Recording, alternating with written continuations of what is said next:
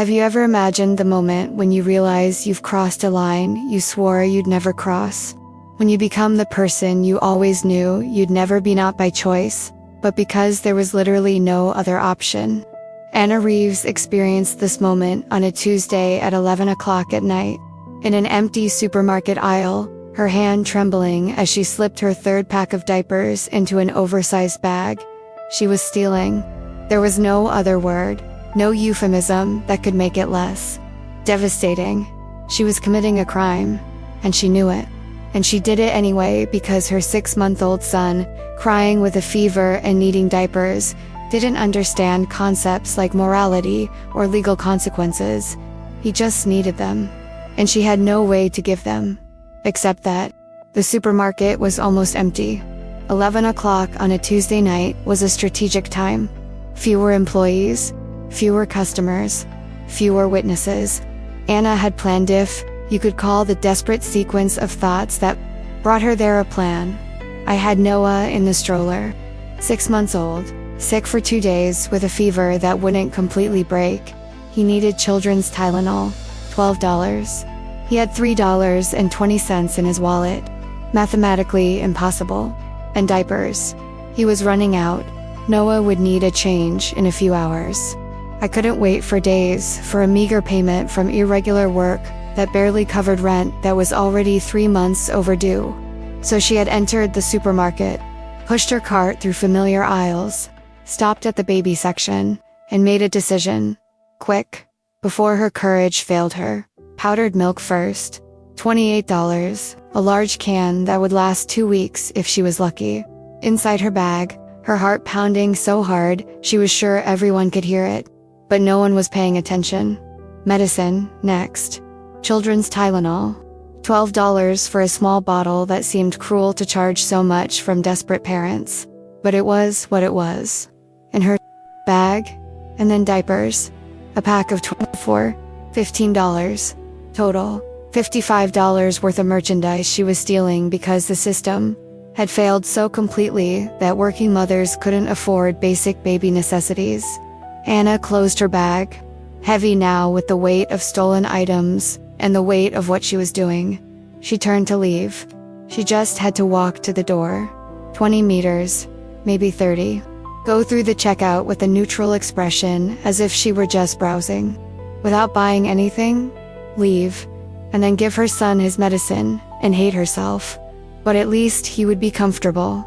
Simple plan, except it wasn't.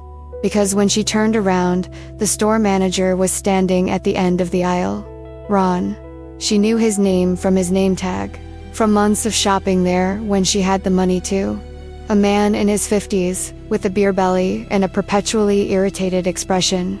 And now he was standing there, arms crossed, looking directly at her. Expression that said with absolute clarity that he had seen everything. That he knew exactly what she had just done. And that he wasn't going to let it go. "Madam," he said, his voice loud enough to echo in the empty hallway, but not shouting, an authoritative tone that left no room for argument. "I need you to come with me." It wasn't a request. It wasn't a suggestion. It was an order. The inevitable consequence of a choice she had made. Anna froze. She literally couldn't move. Her feet were pinned down as if the floor had turned to concrete. Her mind raced through options. She could run. The door was right there, 20 meters away. She could push the stroller with Noah and run. But then what? He would call the police. They would have her license plate number. They would arrive at her house. And it would be worse. Much worse. She could have denied it. "I don't know what you're talking about." But her bag was visibly full. And he had seen it. There was no plausible denial. She could have pleaded, "Please, my baby is sick." I had no choice. But pleading didn't change the fact that she had stolen. It didn't change the law. It didn't change the consequences. So she did nothing. She just stood there, paralyzed, while Ron approached. While the future she had desperately tried to avoid inevitably materialized. Have you ever been through this? Have you ever found yourself in a situation where all the choices are bad, and you pick the least bad one even knowing it will destroy you? Anna had it, and now she was paying the price. Ron grabbed her bag. Not aggressively, but firmly. He looked inside. He saw powdered milk, medicine, diapers. He looked at Noah in the stroller, baby red with fever, clearly sick. And for a moment, something crossed his face. Not exactly sympathy, but recognition that this wasn't a teenager stealing for fun. It was a desperate mother. And then his expression hardened again. Because sympathy didn't change the store's policy. It didn't change the fact that theft was theft. Office. Now, police are coming. Words that confirmed Anna's worst fear.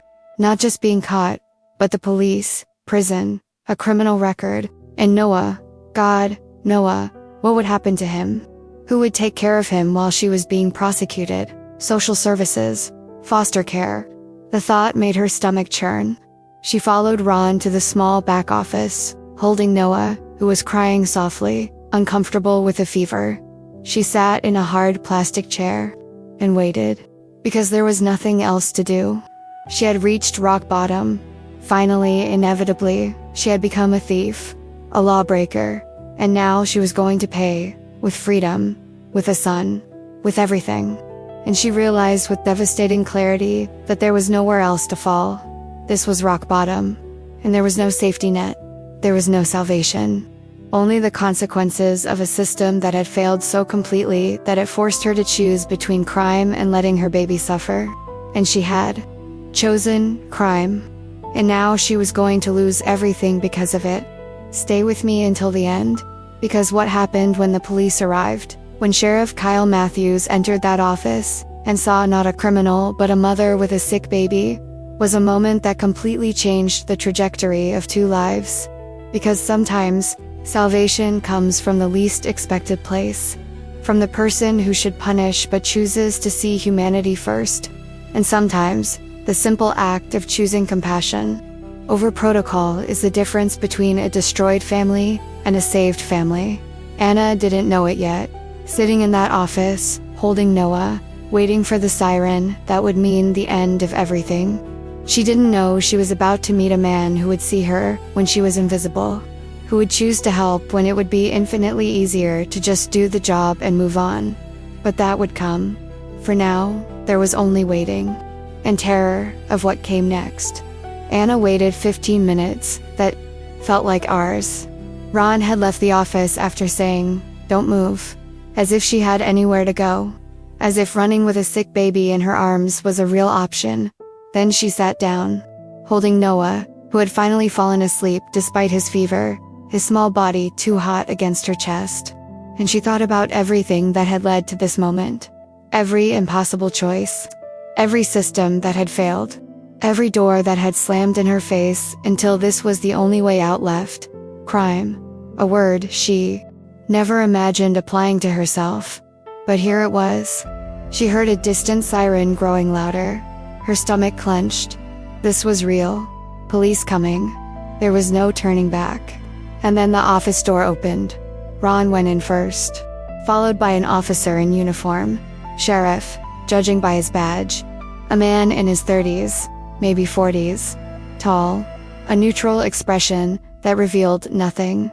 Anna forced herself to look at him even though everything inside her screamed to look down, to make herself small. Invisible. But it was too late for invisibility. "That's her," Ron said. His tone was like handing a problem over to someone else to solve. "I caught her stealing merchandise. $50, $60 worth. It's all in that bag over there," pointing to Anna's bag, which he had confiscated. Sheriff, his name tag read K. Matthews, looked at the bag, then at Anna, then at Noah sleeping in her arms, and something changed in his expression. Not dramatically, but subtly, as if he were processing the scene. Not as an officer doing his duty, but as a person observing the situation. "Did she admit it?" Matthews asked. His voice was softer than Anna had expected. Not harsh, not accusatory yet. Just a question. "I haven't formally questioned her yet," Ron said. "I was expecting you to arrive." Matthews nodded. He looked directly at Anna. "You took these items without paying." A direct question, it deserved a direct answer. Anna could lie. She could try to deny it. But what was the point? He had been called because she had been caught. Evidence was literally in her bag. And besides, she was too tired of lying, of pretending, of trying to keep up appearances when everything was falling apart. Yes, she said. Her voice was firmer than she expected. I took it. Why? And that question surprised her. Because why didn't legally matter. A crime was a crime. Motivation didn't change the fact. But he was asking anyway, as if the answer mattered. Anna looked at Noah, at the baby who was the reason for everything. My son is sick. He needs the medicine. And her voice breaking now. I don't have the money. I know it's wrong. I know there's no excuse. But he has a fever and I couldn't just let him suffer when the solution was right there, for $12 that I don't have. Silence. Matthews stared at her with an expression she couldn't read. Ron was clearly impatient. So, are you going to arrest her or what? Matthews ignored Ron. He continued looking at Anna. How long has your son been sick? 2 days. Fever started Sunday. I thought it would pass, but it didn't. And today it was worse and he didn't finish. He didn't need to. Matthews looked at Noah again, then at Ron. Can I talk to you for a moment? Outside, Ron seemed annoyed, but continued on. The door closed behind them. Anna couldn't hear the conversation, but could see through the glass window of the office. Ron gesturing, clearly arguing something. Matthews speaking more calmly. Controlled body language. And then Matthews returned alone. Closed the door. Ron agreed not to press charges. On one condition, Anna could barely breathe. Which one? You're coming with me. Not to the police station. Not under arrest. But to talk. About the situation. About resources. About why a mother is stealing medicine for a sick baby.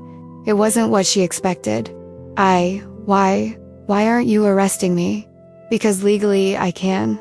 But morally, I don't think justice is served by putting you in a system that has already failed you. He paused. And because I have a daughter, and I know what I would do if she were sick, and I had no choice. Probably exactly what you did. And in that moment, Anna felt something she hadn't felt in months. Not relief, I was still terrified. I still knew I was in shaky territory. But something more fundamental. To be seen. Not as a statistic or a criminal or a problem, but as a person.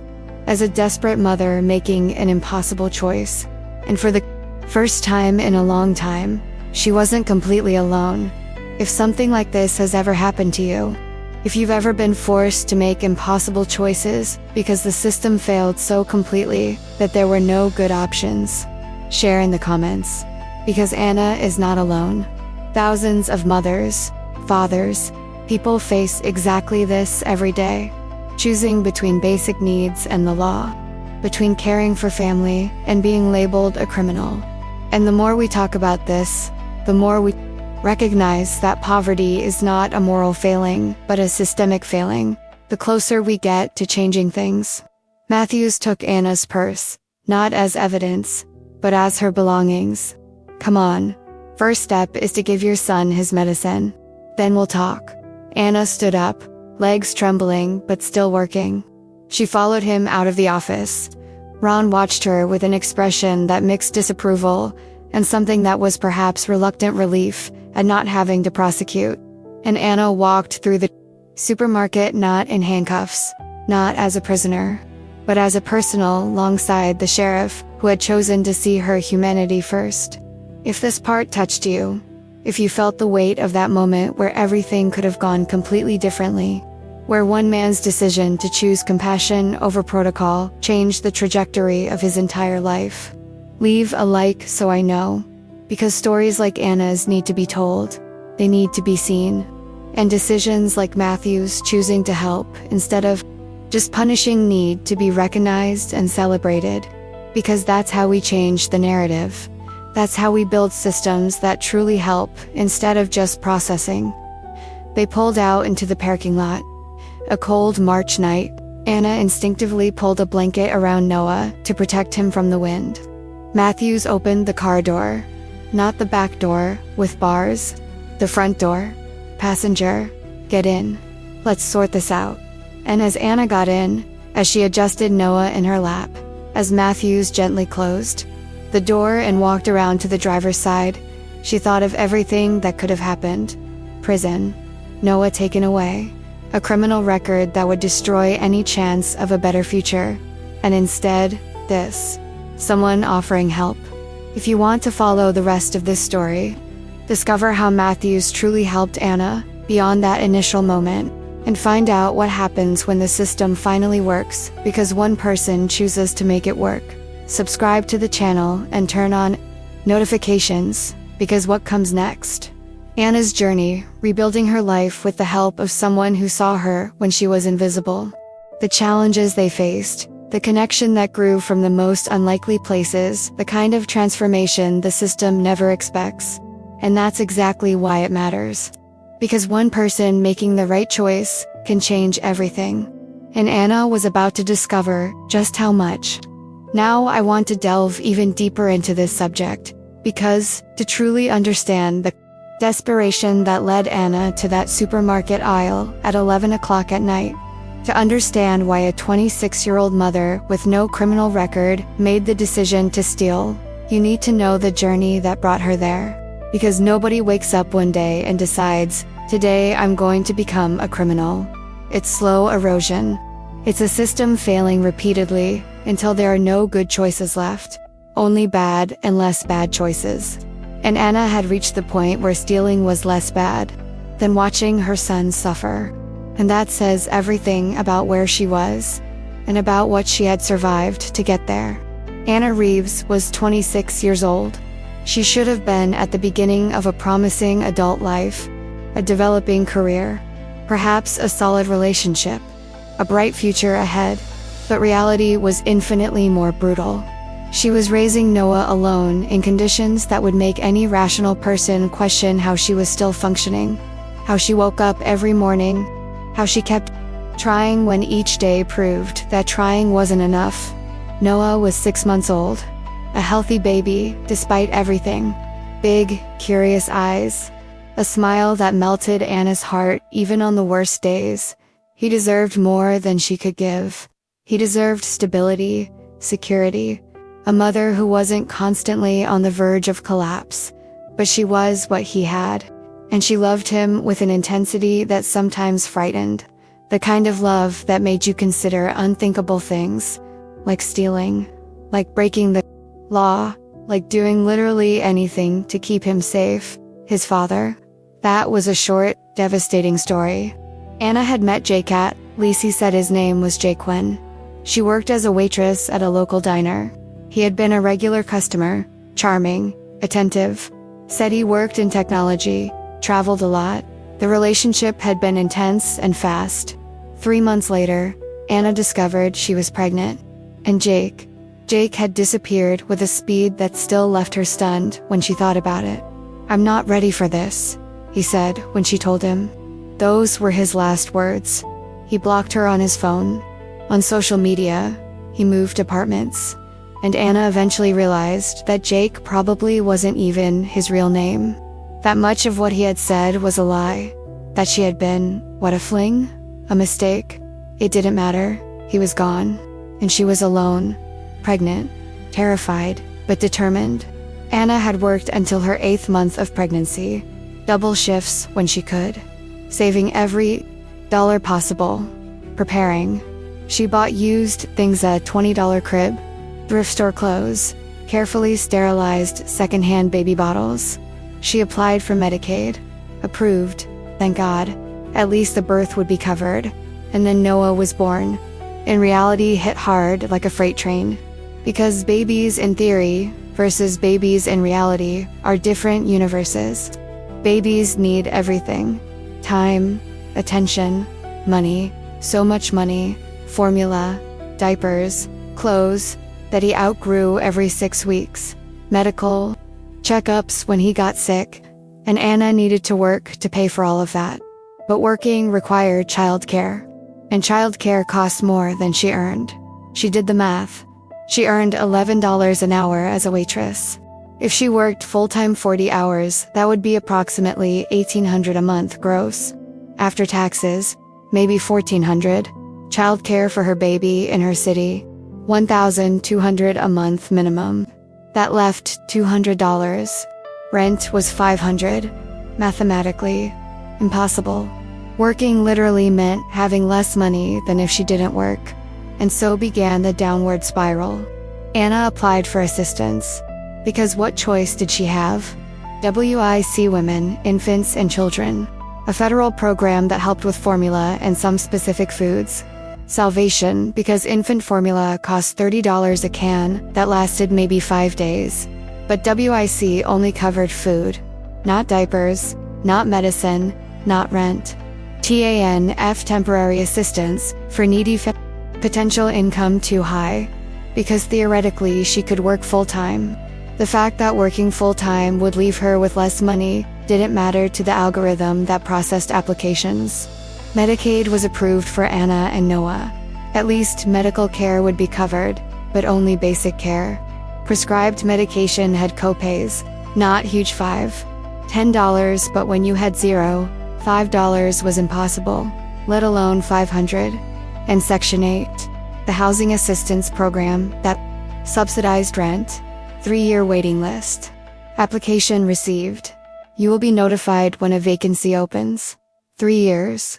How did she survive 3 years? So she improvised. She worked shifts when her elderly neighbor, Mrs. Ellis, could look after Noah for free.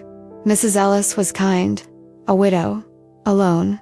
She liked to hold babies for a few hours, but she couldn't do it regularly. Her health was fragile, so Anna's work was irregular. A few shifts a week when she was lucky. Maybe 15, 20 hours a month. She earned $400 in a good month. $300 more often, and expenses. Rent was $500. Tiny apartment, studio, kitchen, that was just a corner with a stove and sink. Bathroom with a dripping shower. But it was ceiling mounted. WIC covered formula and some basic foods for Anna: milk, eggs, cereal, but it didn't cover diapers. And a 6-month-old baby used maybe 8 diapers a day. A pack of 100 cost $35. It lasted 12 days. 3 packs a month, $105. Utilities, electricity, water, another $80. Gas, to get to work $50. Prepaid cell phone, because she needed it for work, calls $40. That was already $675, and that hadn't even included clothes for Noah, who was constantly growing, medical checkups when he got sick, hygiene products, laundry detergent, and rent. It was 3 months overdue. Landlord had put an eviction notice on the door last week. Pay $1,503. Months overdue by the end of the month or eviction proceedings will begin. Anna didn't have $1,500. She didn't even have $500 for the current month. She'd sold everything of value. She didn't have much to begin with, but what she had, an old TV, some cheap jewelry, better clothes, it all went. $200 total, which paid a month's rent and bought 2 weeks of time. And now time had run out again. And Noah had developed a fever 2 days ago. Sunday night, a temperature of 101. Anna had tried home remedies, a warm bath, cold compresses, but the fever wouldn't go down completely. On Monday, it rose to 102. Noah was irritable, crying, clearly uncomfortable. He needed children's Tylenol, basic medication that any pharmacy sold. $12. Anna had $3.20. She had checked her bank account obsessively, as if numbers could magically change. They didn't. $3.20 until the next paycheck in 4 days. And even then, it would only be $80 for the shifts she'd worked the previous week. She had considered options. Borrow from whom? She had no family. Her mother had died when Anna was 18. Lung cancer. Fast and brutal. 6 months from diagnosis to the end. Anna's father. He had left when she was 12. An alcoholic who couldn't hold down a job, who beat his mother when he drank, who eventually simply disappeared one night and never came back. Anna had no siblings. No extended family she kept in touch with. Friends, she'd had a few, but friendships, when you're a broke single mother, were thin. Constant requests of "can you lend me 20 that you promise to pay back but never manage?" Canceling plans because you don't have a babysitter or money for gas. Eventually, people stop asking, and Anna had become invisible. So Tuesday night, with Noah crying from a fever, with diapers running out, with despair reaching a point where rational thought no longer functioned, Anna had made a decision. She would go to the supermarket at night when it was empty, and she would take what she needed. She wasn't going to call it stealing yet in her mind, just taking, as if semantics changed morality. She took Noah because she had no one to leave him with. She drove with gas that was almost empty, praying to get there and back. She went into the supermarket, and she did what she never imagined she would do. Because letting a baby suffer with a fever when the solution cost $12 was impossible. And paying $12 when I had 3 and 20 was also impossible. The system had created a situation where crime was the most rational option. And Anna, a good mother doing her best, had chosen crime, and she had been caught. Comment below. This makes sense to me. Now I want to delve even deeper into this subject, because the failure that led Anna to that moment wasn't just a closed door or a denied program. It was complete systemic collapse. It was every institution, every person, every resource that should have offered a safety net failing simultaneously until nothing stood between her and free fall. And the impact of this collective failure wasn't just statistics in government reports. It was a real mother holding a sick baby in a supermarket office, waiting for the police to arrive, knowing she was going to be punished for a crime the system forced her to commit. And it was a devastating revelation that society prefers to punish poverty rather than prevent. The store manager on Mitchell, 56 years old, 20 years working in retail, showed no sympathy when he took Anna to the office. Not outright cruelty, just the cold indifference of someone who had seen this before too many times. "The police are coming. You stay here. Don't try to leave." As if Anna, holding a 6-month-old baby, were going to run away. Where to? How? So she sat in the hard plastic chair in the small, windowless office that smelled of mildew and old paperwork. She held Noah, whom she had brought because she literally had no one to leave him with. There was no emergency babysitter, no friend she could call. Mrs. Ellis was asleep at this hour. So Noah was there, a silent witness to how low his mother had fallen. And the worst part, baby was too hot. His fever had risen. Anna could feel it through his clothes. She needed to give him medicine. And medicine was there. In the bag Ron had confiscated. Children's Tylenol that she had stolen specifically for this. But she couldn't give it because now it was evidence. So Noah suffered while the solution was meters away. A cruel irony that summed up the whole situation. Help existed, just out of reach, due to a technicality of a system that didn't care about humanity. Social assistance system. Anna had navigated a labyrinth for months. I had applied to literally everything that existed. TANF, temporary assistance for needy families. The first thing she tried when she discovered she couldn't work and pay for childcare simultaneously. The application had been dozens of pages. Proof of income, proof of expenses, proof of identity, background checks. An interview where a social worker sitting behind a desk, looking at a computer screen, asked questions without looking at Anna. Are you employed? Partially. Some shifts when I can get childcare. So you have potential full-time rent. Technically, childcare costs more than potential income too high. Denied. Section 8 a housing voucher program. That subsidized rent had also been applied for. The process took 3 months just to process the initial application. And then the response. Application accepted. Placed on a waiting list. Estimated time, 30 to 36 months, 3 years. How could she survive 3 years when she couldn't survive 3 months? SNAP Supplemental Nutrition Assistance Program was approved. $120 a month in food benefits. It helped. but it had strict limitations. She couldn't buy diapers. She couldn't buy hygiene products. She couldn't buy medicine, only food. And even then, only certain types. No hot food, no prepared food. So when Anna was too exhausted to cook, when she just wanted to grab something quick, she couldn't use Snap. It had to be food she cooked. With a stove that barely worked. In an apartment without air conditioning in the summer that made cooking torture. WIC, women, infants, children, had been a partial salvation. It covered infant formula. Thank God. Because formula was absurdly expensive, and no one needed it. But WIC had Byzantine rules. Only specific brands. Only specific sizes. If the store didn't have an approved brand, you couldn't substitute it.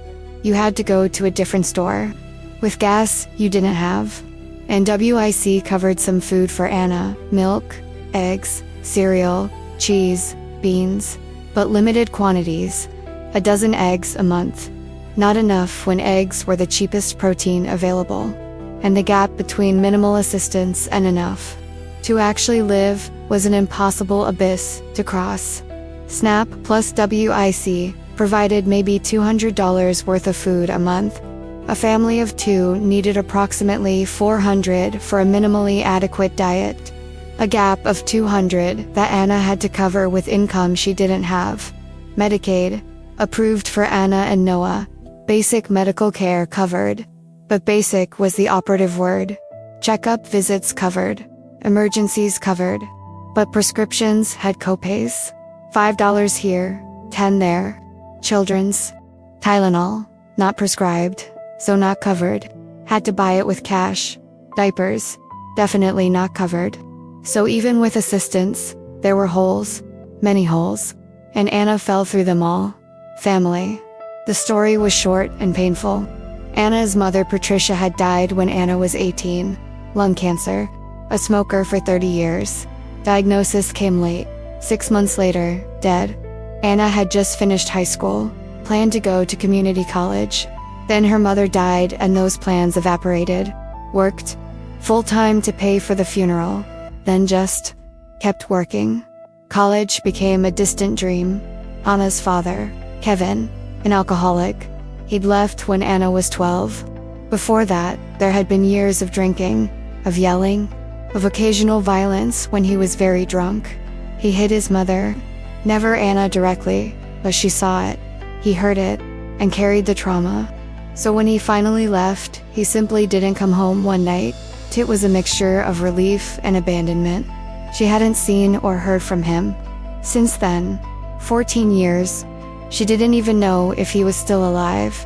And frankly, she didn't want to know. No siblings. Patricia had had Anna late 38 years old. She had no more children after that. So Anna was an only child. No close extended family. Grandparents all dead. A few distant cousins she'd met maybe twice at funerals. No one she could call for help. And Noah's family. His father's family. Jack, if that was his real name, had said his parents were dead. That he'd grown up in foster care. Anna eventually realized he'd probably lied. Like everything else he'd said. She didn't know his real name. She didn't know where he was from. She searched Facebook, Instagram, everything. Nothing. He'd used a fake name. A fake identity. He probably did it regularly. And Anna had been foolish enough to believe him. So there were no paternal grandparents. No uncles. There was nothing on that side. Just Jake, the ghost who disappeared, leaving baby and mother without resources. Friends. Anna had had a few when she was younger. High school classmates, co-workers from the diner. But friendships when you're a broke single mother were down with depressing predictability. At first, people tried to help. Can you lend me 20? Sure. Once, twice. But when you never pay it back because you can't, requests stop being welcome. And when you constantly cancel plans, sorry, I don't have a babysitter, or I don't have gas, or simply I can't afford it, eventually people stop asking. And Anna, with wounded pride and shame about her situation, had stopped reaching out. She had isolated herself and become invisible. The landlord, a 60-year-old man named Carl Porter, who owned 4 cheap apartments in that part of town, didn't care about Anna's situation. When she explained, "I'm having difficulties. Can I pay partially this month?" The response was cold. "Pay or leave. Simple as that. I have expenses too. I can't make exceptions. No flexibility. No consideration." That 3 months of rent arrears was still less than the cost of evicting, cleaning, and finding a new tenant. But Carl preferred principle to pragmatism, so the eviction notice had been left on the door. Pay $1,500 by March 30th or legal action begins. The local church, First Baptist, a large brick building downtown, had a food bank. Anna had heard about it. She decided to swallow her pride and ask for help. It was a Wednesday. The bank opened at 10 to 2, exactly the time she usually worked, but she had the day off. She explained her situation to a kind but ineffective volunteer. "I'm a single mother. I'm struggling with food. Any help?" The volunteer nodded sympathetically. "We'll pray for you." And he prayed. Right there, a long prayer about strength and divine provision. And then he handed her a small bag with 2 cans of soup, a box of pasta, and a leaflet about Sunday services. "Come back on Sunday. The pastor has a wonderful message about overcoming adversity." Anna thanked him. She took the bag and left, knowing that prayer didn't pay the rent. Leaflets didn't buy diapers. A shelter for single mothers, Grace House, 30 minutes away, had room for 10 families. Anna called when the situation became desperate. "Hello, I need a place to stay temporarily. I have a 6-month-old baby. Sorry, dear, we're full. The waiting list is long. I can add you. Maybe something will open next month." Always next month. Never today when she needed it. And then Noah got sick. Fever of 102. He needed medicine. And Anna had $3.20. The system had failed so completely, so spectacularly, that a good, hard-working mother was forced to choose between crime and watching her baby suffer. And now she was going to be punished for making a choice the system created. Now I want to delve even deeper into this subject, because the moment Sheriff Kyle Matthews truly paid attention, not with the professional detachment of an officer, following protocol, but with the human recognition that something was fundamentally wrong with this situation, was the kind of moment that defines character. Because it's easy to follow rules when victims are anonymous, when they're statistics, but when you really look, when you really see a person in front of you, the system starts to look less like justice and more like machinery crushing the vulnerable. And Kyle Matthews, to his credit, couldn't simply process Anna as just another case and move on. Sheriff Kyle Matthews responded to a shoplifting call at the Save Mart supermarket at 11:20 on a Tuesday in March. Routine. It happened frequently. 2-3 times a month at that store alone. Usually it was teenagers stealing beer or snacks for a thrill. Sometimes addicts stealing expensive items to sell cosmetics, small electronics, anything they could trade for quick cash. Kyle had responded to hundreds of these calls over 15 years in law enforcement. He knew perfectly well what to expect. He would arrive. The manager would be angry. The suspect would be defensive or aggressive, or occasionally remorseful. He would process paperwork, make an arrest if necessary, and move on to the next call. Work. Nothing personal. Then he arrived at Save Mart. A patrol car was parked out front because the visible presence of law enforcement sometimes deterred other opportunistic crimes. He entered through the automatic door. The store was practically empty at this hour. Just a few evening customers. And Ron Mitchella, manager Kyle vaguely knew from previous calls, was waiting near the customer service counter. "Sheriff," Ron said. His tone sounded like someone impatient to solve the problem and get back to what he was doing. "I appreciate you coming quickly. I have her in the back office. She probably stole $50-$60 worth of merchandise. I caught her red-handed. Is she cooperating?" Kyle asked, as he followed Ron down the aisle leading to the back of the store. "She didn't try to run. She's sitting there with a baby, waiting for you." Baby? Kyle processed that, so it wasn't the usual teenager or addict. It was someone with a child. Interesting. Worrying, too. Ron opened the door to a small office. Kyle went in, expecting to see, honestly, he didn't know what. Maybe a rebellious teenage mother. Maybe a visibly altered drug user. What he saw was a young woman, her early 20s, maybe 26, 27, sitting in a hard plastic chair, holding a baby. And everything about the scene was wrong in ways that Kyle's instinct, honed by years of work, immediately registered. The woman didn't look criminal, not in the stereotypical sense. There was no aggression, no furtive glance of someone planning to escape, just profound exhaustion, defeat, and fear. A lot of fear. Her clothes were clean but old, worn, hair pulled back in a messy ponytail. No makeup. Deep dark circles under her eyes suggested weeks of inadequate sleep. And the baby, God, the baby. Kyle had a daughter, Emma, 4 years old, so he recognized the signs. The baby in the woman's arms was visibly ill, red face, skin glistening with sweat, crying weakly, the kind of tired cry a baby who had been uncomfortable for a long time had. And the woman Nana, he would later find out, was holding her child with obvious gentleness, even as her hands trembled. Kyle looked at the bag Ron had confiscated. It was on the table. Open. Contents visible. Can of powdered milk. Generic brand. Children's Tylenol. Pack of size 2 diapers. No electronics. No expensive cosmetics. No beer or cigarettes or anything people usually stole for addiction or resale. Just absolute basic baby necessities. And something in Kyle paused. Because this wasn't a crime of opportunity. This was a crime of desperation. Did she admit it? Kyle asked Ron, maintaining a professional tone for now. I haven't formally processed the interrogation yet, Ron said. I was expecting you to arrive too. Make it official. Kyle nodded. He turned his attention to Anna. Ma'am, I'm Sheriff Matthews. I need to ask you a few questions. Do you understand that you're suspected of theft? Anna nodded, without trying to deny it, without immediately asking for a lawyer. Just weary acceptance. Yes, you took these items, gesturing to the bag without paying for them. Direct question. Legally, he had to confirm.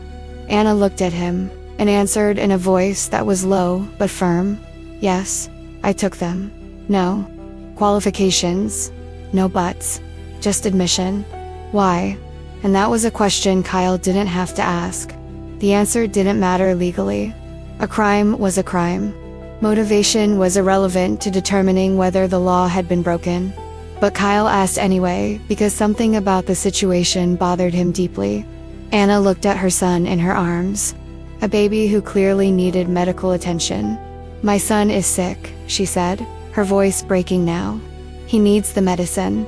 And I don't have the money to buy it. I know it's wrong. I know there's no excuse. But he's had a fever for 2 days and I couldn't just let him suffer when the solution was right there for $12 that I don't have. Tears starting now.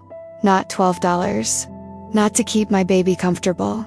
Kyle looked at the baby. Noah, though, he didn't know the name yet. The baby was clearly sick. High fever, judging by his appearance. Obvious discomfort. He needed care. And he looked at Anna.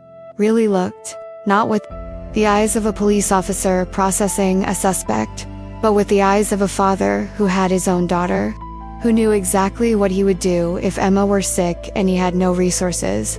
And he saw not a criminal. He saw a desperate mother who had made an impossible choice in an impossible situation. He saw a system failing so completely that a good person was forced to break the law to take care of a basic need. And something in him, an instinct, developed not only by training, but by him that prosecuting Anna wasn't justice. It was additional cruelty on top of systemic injustice. Ron, Kyle said, not looking at the manager yet. Still watching Anna and Noah. Can I talk to you? Outside. His tone made it clear that it wasn't requested. Ron seemed surprised, but continued. The office door closed behind them. Kyle kept his voice low, but firm. How much merchandise did she take? Exactly. $53, Ron said. 28 in powdered milk, 12 in medicine, 15 in diapers, plus taxes, 53 and 42. And you want to sue? Kyle asked, leaving the question hanging. It's store policy, Ron said. Defensive now. Theft is theft. If I let it slide, it sets a precedent. Others will think they can steal. Ron, Kyle said, his tone shifting. Unofficial now. Person to person. It's a mother with a sick baby who stole medicine because she didn't have $12. Literally didn't have any. It's not someone calculating how to beat the system. It's someone the system beat until they had no choice. Not exactly a threat to society or your business. Ron hesitated, clearly conflicted. I understand. I even sympathize. But if I make an exception, you let me handle this my way, Kyle interrupted. And nobody needs to know you made an exception. Processing is my responsibility. I'll handle the situation. You get back to work. And everyone's better off than if we spent hours processing paperwork to arrest a mother for $50 while a sick baby goes uncared for. Tom wasn't exactly asking. It was a statement of how things were going to be. Ron processed it, and eventually nodded. Okay, but if she shows up here again, she won't, Kyle said, with certainty that had no logical basis, just instinct. Trust me. Kyle went back to the office. Anna looked up, obvious terror on her face, expecting the worst. Get up, Kyle said. Not aggressively, just instruction. You're coming with me. Are you going to arrest me? Anna asked, voice trembling. Thinking about Noah, about what would happen to him. I should, Kyle said honestly. Technically you committed a crime, but I won't. Not here. Not like this. You're coming with me to talk. About the situation. About resources. About why the mother is stealing medicine for her sick baby. He picked up his bag, handed it to her. This is yours. Not evidence. Yours. Anna looked at the bag as if it were a trick. I don't understand. You don't need to understand yet, Kyle said. Just come, and we'll figure out how to truly help you instead of just punishing you and making the situation worse. And he guided her out of the office, through the store, to the parking lot. Anna followed because what choice did she have? And began a journey neither of them expected. One that would transform both their lives. Because sometimes, salvation comes when someone chooses to see humanity instead of just applying rules. Comment below. This makes sense to me. Now I want to delve even deeper into this subject. Because the event that truly connected Kyle and Anna that transformed him from an authority figure she feared into an ally she began to trust wasn't a grand, dramatic gesture. It was a series of small choices he made that night. Choices that communicated something Anna hadn't experienced in a long time. That someone saw her as a person deserving of dignity, not just as a problem to be processed. And it was a moment where they both crossed an invisible line, where their relationship ceased to be official in suspicion, and began to become something much more complex and meaningful. Kyle led Anna and Noah to the patrol car parked in front of the supermarket. Lights were still flashing because he hadn't turned them off when he got in. Anna hesitated for a moment, looking at the car that represented authority, law, potentially the end of everything. Come on, Kyle said, gentle but firm, and he opened the front passenger door. Not the back door, with its plexiglass partition and no interior handles. The front, as if she were a person, not a criminal. Anna got in carefully, adjusting Noah in her lap. The baby was still very warm, but at least he had stopped crying so intensely. Kyle walked around, got into the driver's side, and the patrol car was strangely quiet for a moment. Anna broke the silence. She had to know. Are you going to arrest me? Small voice, scared, like a child asking if punishment is coming. Kyle looked at her, really looked. I should, he said, honest, not softening. Technically, you committed a crime. Theft is theft.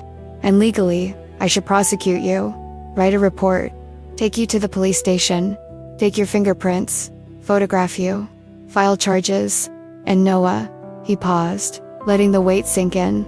Noah would probably go into Child Protective Services temporarily while you dealt with the legal process. Foster care for days, maybe weeks, until the court decides you're not a threat. Anna felt her world crumble. No, please. He needs me. I'm all he has. I know, Kyle said. That's why I won't do it. I'll give you a choice. I can arrest you, follow protocol, and destroy you both in the process. Or, deliberate pause. Or, you let me help you figure out why a mother who clearly loves her son is stealing $12 medicine. Why the system failed so completely that crime seemed like the only option. Why do you care? Anna asked, suspicious because she'd learned that kindness always came with expectations, with a hidden price. Because I have a daughter, Kyle said. Simple, direct. Emma, 4 years old. And when I look at you holding Noah, I imagine what I would do if I were in your situation. If Emma were sick and I didn't have money for medicine, and I know with absolute certainty that I would steal too, without hesitation, so I can't judge you for doing exactly what I would do. He started the patrol car. First step, give Noah his medicine. Now, not tomorrow. Now.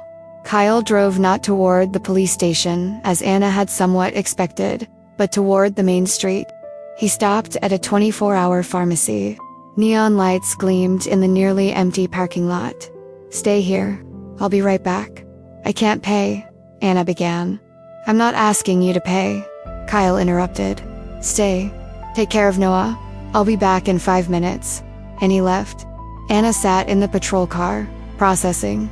She couldn't understand what was happening. The sheriff who should have arrested her was buying medicine for her son. It didn't make sense. There had to be a catch, an expectation, something. Kyle returned 6 minutes later with a pharmacy bag. He went inside. He handed it to her. Baby Tylenol. A digital thermometer, because you probably don't have a decent one. And diapers. Size 2, right?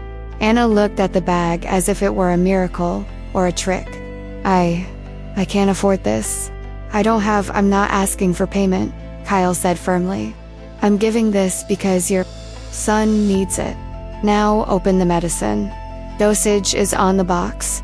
Based on weight, how much does Noah weigh? 17 pounds at the last appointment. Last month. So, 2.5 milliliters. Read the instructions to confirm. Anna opened the box with trembling hands. She read the instructions, carefully measured the dosage with the included dropper, and gave it to Noah, who grimaced but swallowed. Kyle started the car again. Where do you live? I'll take you. Anna hesitated, giving an address. Seemed dangerous somehow, but what choice did she have? She gave the address. Apartment on the east side. Part of the city Kyle knew well, where most of his calls originated. Poverty, crime, despair, concentrated in a few blocks. He drove in silence for a few minutes. Anna held Noah, who was already looking slightly less uncomfortable now that the medicine was starting to work. The fever would take time to go down, but at least there was a chance now. Thank you, Anna finally said. Words came out with difficulty because gratitude was mixed with confusion and a lingering fear that this was a prelude to something worse. For the medicine, for not arresting me. I don't know why you're doing this, but thank you. No need to thank me, Kyle said. Just doing what any decent person would do. Most people wouldn't, Anna said, bitterness seeping out. Most would look and see a criminal, not a desperate mother. You're different. Or maybe most don't really look, Kyle said. It's easier to process cases than to see people. They arrived at Anna's apartment. Old building, peeling paint, rusty exterior stairs. Kyle parked. Tomorrow, he said. 9 in the morning. You show up at the police station, not the main entrance. The side entrance. The door that says administrative, knock. I'll meet you. So I'm going to be arrested then? Anna asked. fear returning. No, Kyle said, we're going to talk. About resources. About assistance programs you might not know about. About why the system is failing you. And about how to fix the situation so that stealing is never an option again. Okay, why? Anna asked again. She needed to understand. Why do you care so much? You don't know me. You don't owe me anything. Why don't you just sue me and move on? Kyle was quiet for a moment, thinking about how to answer honestly. Because I lost my sister 5 years ago, he finally said. Melissa. She was a single mother too, struggling just like you and I didn't help. Enough. I offered money occasionally, but never really got involved. I thought she needed to learn to cope on her own. That helping too much would be enabling her. And then she died. Overdose. And my nephew went to foster care. And I carry that burden. So when I see you, I see a second chance. A chance to do what I didn't do for Melissa. To really help instead of just judging. Anna didn't know what to say. There was real pain in his voice. Loss. And she recognized that his motivation came from a genuine place, not a hidden agenda. I'm sorry. About your sister. Me too, Kyle said. Every day. So yes. 9 in the morning. Show up. And let's figure out how to make your situation better. Because you shouldn't have to choose between stealing and taking care of your child. The system is broken. But maybe we can fix your part of it. Anna got out of the car, holding Noah more firmly now, pharmacy bag in her other hand. I'll be there, she said. 9 in the morning, and she climbed the stairs to the tiny second-floor apartment. She went inside, locked the door, and finally, she broke down. Not in despair this time, but in overwhelming relief, mixed with a lingering fear that this was too good to be true. That he would change his mind. That tomorrow the police would knock on the door and arrest her anyway. But for tonight, there was a remedy. Noah was more comfortable. And someone Sheriff Kyle Matthews had seen her. Not as a criminal, as a person. As a mother doing her best in an impossible situation. And had chosen to help instead of punish. And when she put Noah to bed, an improvised bed made from a large drawer, lined with blankets, because a proper crib was beyond her, Meansand gave him another dose of medicine as instructed, and sat in the dark listening to his breathing calm down. Anna realized something. For the first time in months, since Jake had left, since she had realized she was completely alone, she wasn't alone. There was someone. A sheriff who had no reason to care but cared anyway. And that changed everything. It didn't solve problems. She still had overdue rent. She still faced imminent eviction. She still had inadequate income and an uncertain future. But for the first time, there was hope that maybe, just maybe, there was a way out. That maybe the system could work if the right person helped navigate it. Now, I want to delve even deeper into this subject, because the transformation that occurred the following morning when Anna showed up at the police station as promised, hopeful but terrified, was not a moment of relief or resolution. It was a devastating revelation that the danger she faced was even greater than she had realized. That stealing had not been just an isolated crime, but a catalyst that had set in motion a series of events that threatened to destroy everything.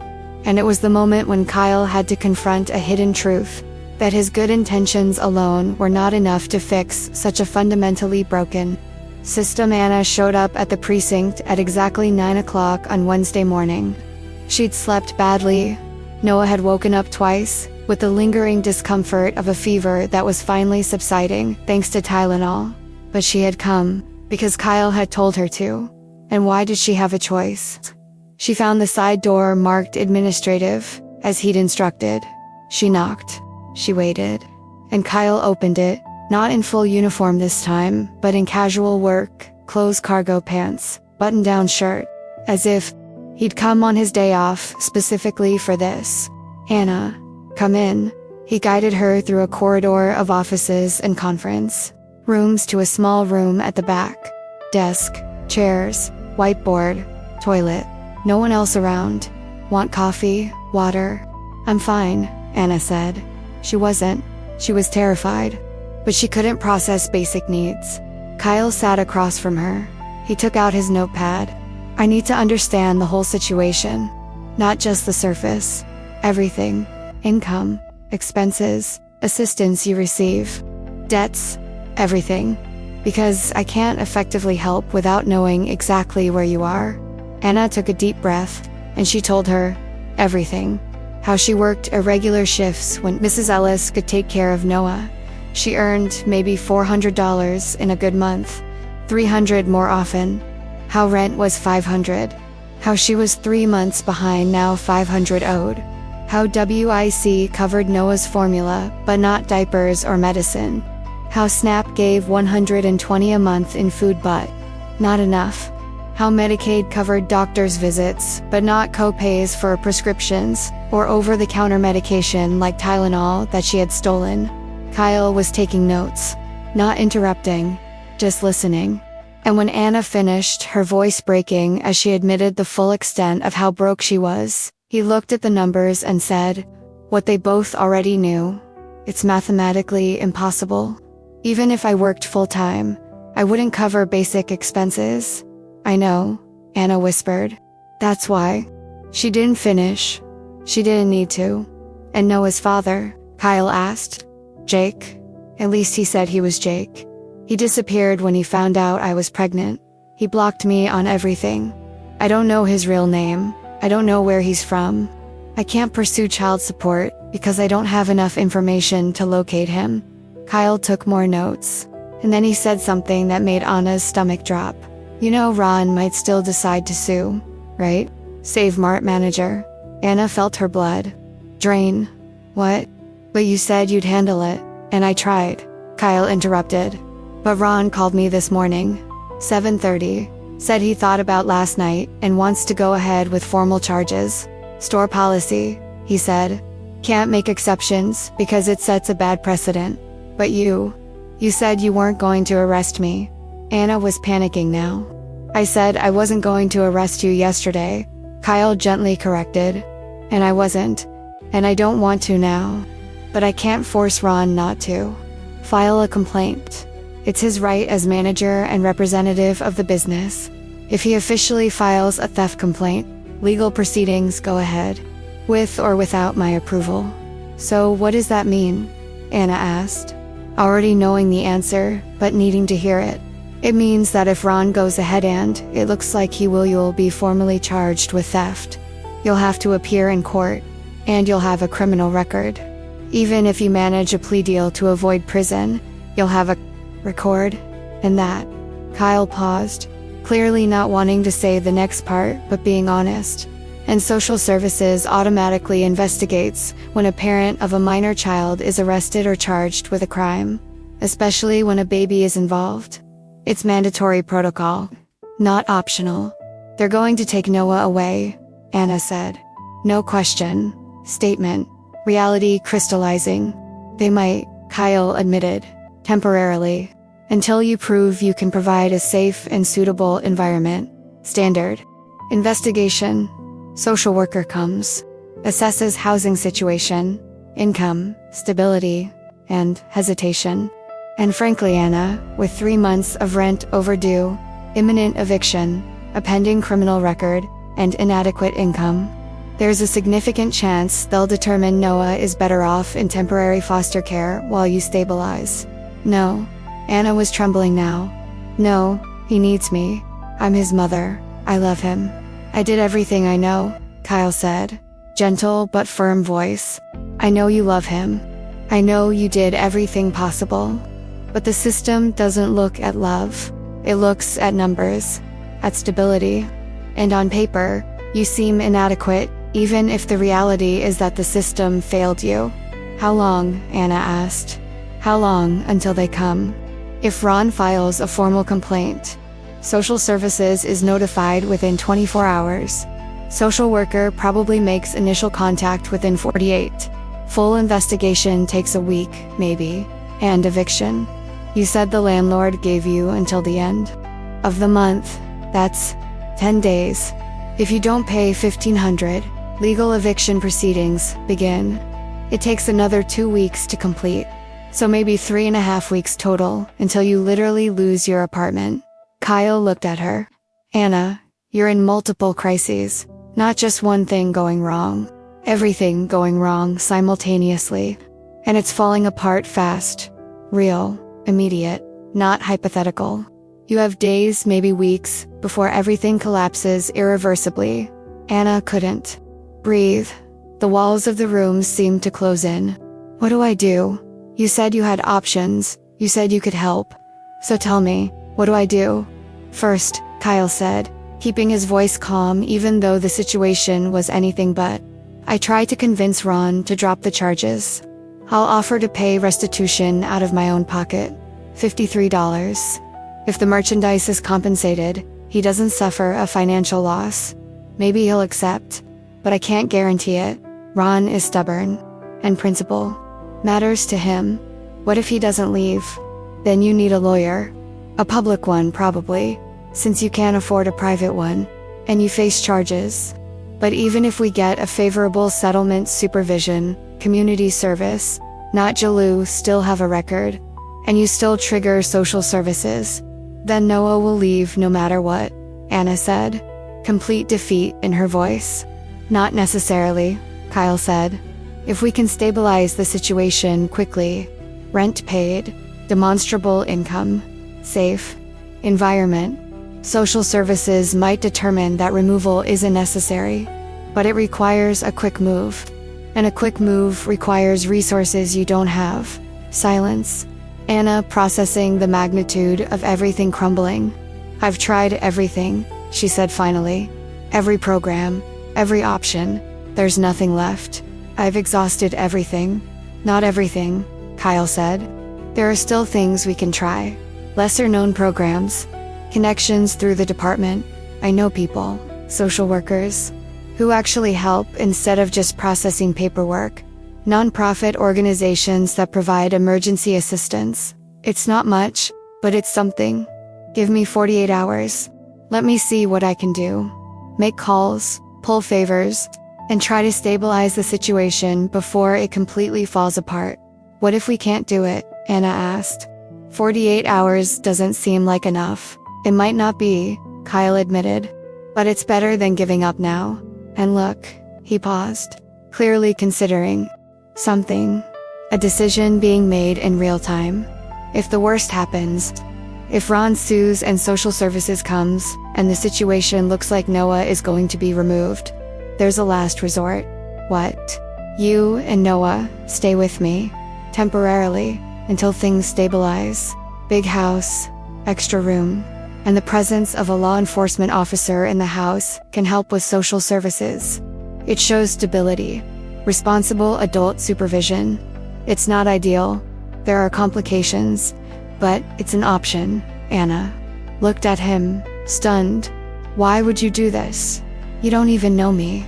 This is huge. This changes your life. Because it's right, Kyle said, and because I already told you. I didn't save my sister, but maybe I can save you, and Noah, if you let me. And in that moment, Anna realized she was at a turning point. She could accept help from a stranger, man she'd met less than 24 hours ago, trust him completely, or she could try to do it alone and almost certainly lose everything. It wasn't a real choice, but it was still the hardest choice she'd ever made. Comment below. This makes sense to me. Now I want to delve even deeper into the subject, because the moral dilemma Kyle faced at that moment, sitting in a conference room with Anna, having just offered not only practical help, but literally his home was in a simple, obvious decision between right and wrong. It was a choice fraught with professional, personal, and ethical risks that could explode in dozens of different ways. And before fully committing, he had to honestly examine not only practical consequences but deep motivations. Because saving someone for the right reasons versus saving someone because you're trying to save a ghost from the past are very different things. And Kyle needed to be sure which one it was. Kyle knew he was entering extremely complicated territory. Dangerous, even. Anna had committed a crime. Undeniable fact. theft of $53 worth of merchandise, and, technically, legally, he should have arrested her at the supermarket when Ron called. He should have followed protocol, arrest, prosecution, let the justice system handle it. But he didn't. He had already crossed the line by buying medicine for Noah with his own money, by giving her a ride instead of taking her to the police station, by promising to help instead of simply applying the law. And now he was considering inviting her and the baby to live in his house temporarily. That went far beyond questionable. It was completely out of the ordinary. And Ron wanting to sue made everything infinitely more complicated.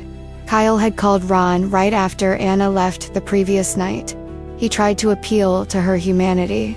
She's a mother with a sick baby. She's not a threat. I can pay restitution, $53. You'll be financially secure and she won't have a criminal record. But Ron had been resistant. It's principle, Sheriff. If I make an exception, I set a precedent. Others will think they can steal and get away with a good excuse. It's not an excuse, Kyle had argued. It's reality. She literally didn't have $12 for medicine, so she finds a way to get $12 that isn't a crime. Look, I understand your sympathy, but business is business. I'll think about it tonight. I'll call you tomorrow. And he had called. 7:30 in the morning. Kyle was still having coffee. I've decided. I'm going to proceed with the complaint. Sorry, but it's store policy. I can't make exceptions. Kyle had tried to argue further. He offered to pay double, $100 in restitution. It's a waste of the court's time to process a $50 case. But Ron had stood firm. I've decided. I'm going to the police station this afternoon to file a formal report. And Kyle couldn't stop him. It was Ron's right as a victim of crime. Kyle could express his opinion, but couldn't force Ron to withdraw the complaint. And once the formal complaint was filed, Kyle would have to proceed. Arrest Anna, prosecute. There was no choice. Unless he resolved the situation before then. Unless Anna was so stabilized by the time the complaint was processed that social services wouldn't see a risk. But that required time they didn't have. And resources Kyle would have to personally provide. So here he was, offering a house, crossing the definitive line between official doing work and person doing.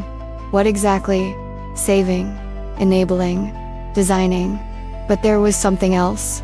A deeper reason Kyle had been avoiding fully examining Melissa, his sister. Dead for 5 years, but still haunting every decision involving a single mother in crisis. Melissa had been 28 when she died. Mother of a 6-year-old Sunethan. Ethan's father had left when the child was 2. Family history. And Melissa had struggled, worked, tried, but she had also developed an opioid addiction that started with a legitimate prescription for back pain after a car accident and escalated into full-blown addiction. Kyle had seen it happen. He had offered money when she asked. 50 here, 100 there. For rent, she'd say. Or for food for Ethan. And Kyle gave because she was his sister. But he never really got involved. Never said, come live with me while you go to rehab. Never offered to take care of Ethan to give her space to recover. Because part of him, a judgmental part he didn't like to admit, thought she needed to learn that helping to much would enable addiction. That tough love was the answer. And then she died. A fentanyl overdose she thought was just heroin. And Ethan went to foster care because Kyla, law enforcement officer with no history of fatherhood, working 60 hours a week, wasn't considered a suitable guardian. And Kyle carried guilt. Heavy, constant. That if he had truly helped, instead of just giving money and judgment, Melissa would still be alive. So part of him, a large part, saw Anna and saw a second chance. A chance to do what he hadn't done for Melissa. To truly intervene. To save her. But was that the right reason to help Anna? Or was he projecting unresolved guilt onto a completely different situation? Because Anna wasn't an addict. She wasn't making self-destructive choices. She was making an impossible choice in an impossible situation. So was helping her genuinely about her. Or about him trying to redeem a past failure. Kyle wasn't sure. and that bothered him. There was also a professional aspect he couldn't ignore. He was sheriff. Not just a police officer. Elected sheriff. A public figure in a town of 35,000. A familiar face. A name everyone recognized. And reputation mattered. Not out of vanity, but because effectiveness at work depended on community trust. If the community didn't trust the sheriff, the whole system began to crumble. What if he helped Anna in ways that went far beyond normal protocol and something went wrong? What if Noah got hurt while caring for him? What if Anna proved to be something different from what he thought? Not that he believed it, but the possibility existed. What if his relationship with her was interpreted as inappropriate or exploitative? His reputation would be destroyed, instantly. And even if everything went right, gossip would start. Small town where everyone knew everyone and rumors traveled at the speed of text messages. Have you heard about Sheriff Matthews? No. What? He has that woman he stole living with now. The pretty young woman. Seriously. That seems strange. Definitely strange. And she has a baby. Do you think he and she? I don't know. But why else would you bring a criminal to live with you? And speculation would grow. Because people always assumed the worst. Always looked for hidden motives. Nobody believed in pure altruism when it involved a 42-year-old man and a 26-year-old woman. There had to be a sexual agenda. An expectation of something in return. And even if Kyle kept everything completely proper, separate rooms, no physical contact, purely practical help, reception would become reality in people's minds. And he would have to live with that. Work with that. Lead a department of 10 officers who would question his judgment. Face an election in 3 years with an opponent who would use this as ammunition. Sheriff Matthews puts personal interest above duty. Harbors criminal. Shows favoritism. Cannot be trusted. Kyle thought about all of this. Sitting in the conference room after Anna left, he'd told her to go home, take care of Noah, and that he'd call by the end of the day with a plan. And now I was alone with my thoughts, wondering if I was doing the right thing, or if I was doing the right thing for the wrong reasons, or if I was doing the wrong thing that felt right because it was colored by past guilt. But he always came back to the same question. What would happen if I didn't help? The answer was clear. Anna would be arrested. Noah would be removed.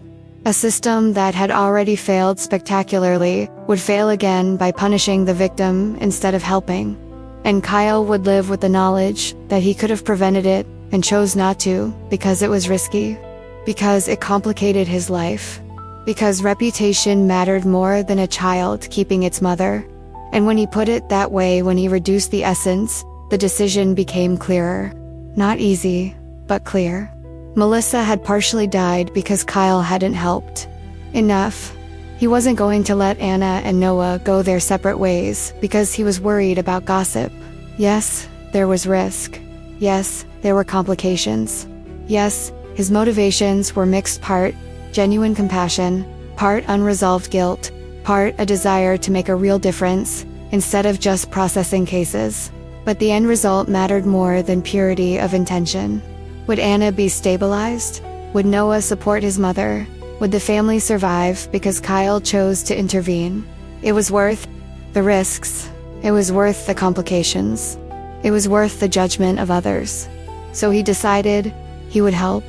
Within legal limits when possible, he would pay Ron restitution. Connect Anna with legitimate assistance programs.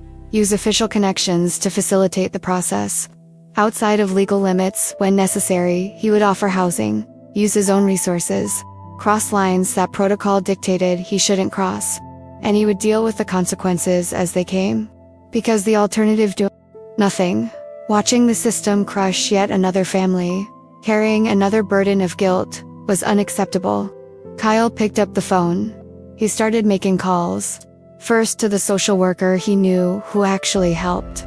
Second to the nonprofit organization that provided emergency assistance. Third to Ron one last time, trying to convince him.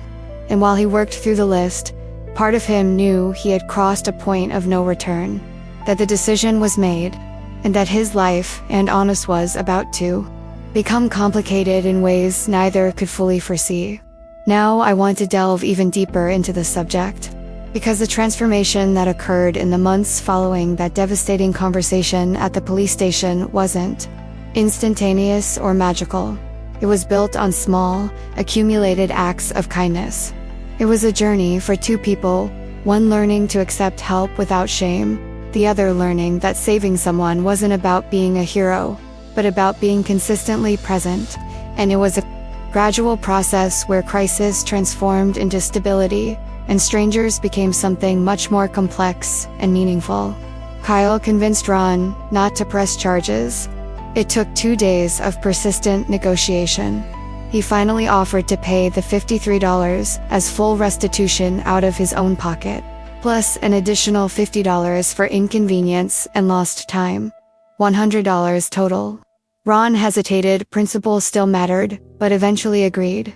But if she shows up at my store again, I'll sue immediately. Zero tolerance. She won't, Kyle promised. And he meant it, because Anna wouldn't be put in that position again if he could prevent it. With the complaint withdrawn, the threat of jail evaporated. Anna wouldn't be arrested. She wouldn't have a criminal record. But the housing crisis remained. 3 months of rent overdue, eviction imminent, and no income to pay. Kyle connected her with a different kind of social worker, not standard bureaucracy, but a woman named Linda Chen, who had a reputation for actually helping instead of just processing applications. Linda met with Anna, heard her whole story, and said, "There's an emergency housing assistance program that most people don't know about. It's run through a partnership between the county and a nonprofit organization. It covers up to 3 months of back rent for families in acute crises. Let's apply now." Application completed. Documentation provided. And within a week, speed impossible by normal bureaucratic standard, sauna was approved. $1,500 paid, directly to the landlord. Current and back rent covered. Eviction canceled. 3 months of breathing room to stabilize. Kyle also spoke with Anna's manager at the restaurant where she worked irregular shifts. "Lisa, she needs consistent hours. Can you do that? 25, 30 hours a week." Lisa, practical 50-year-old woman who had managed diners for 2 decades, had been skeptical. "I'd like to. Anna is a good worker when she shows up, but she needs reliable hours. And that requires her to be reliable. She needs childcare that works. She can't call an hour before her shift saying she can't come in." "What if I guarantee childcare?" Kyle asked. "Then I guarantee hours," Lisa replied. Kyle found a solution through connections he had developed over years as sheriff. A subsidized childcare center that normally had a 6-month waiting list had an unexpected opening. A family had moved suddenly. Kyle knew the director, Margaret, from community work. He called. He explained the situation. "I have a single mother, a 6-month-old baby, who desperately needs consistent childcare so she can work and get back on her feet. I know there's a waiting list, but is there any way?" Margaret hesitated only a moment. "Normally, I can't skip the list. But if it's a genuine emergency, bring her in tomorrow. We'll make it work." Connections mattered. Networking mattered. And Kyle, after 15 years in the community, had both. Noah was accepted into the center. Quality care. 8 in the morning to 5 in the afternoon, 5 days a week. Subsidized costs based on income. Anna would pay only $60 a week instead of $200, which would be the full fee. Still a significant part of her budget, but manageable. And for the first time since Noah was born, Anna could work consistently. 25 hours a week initially.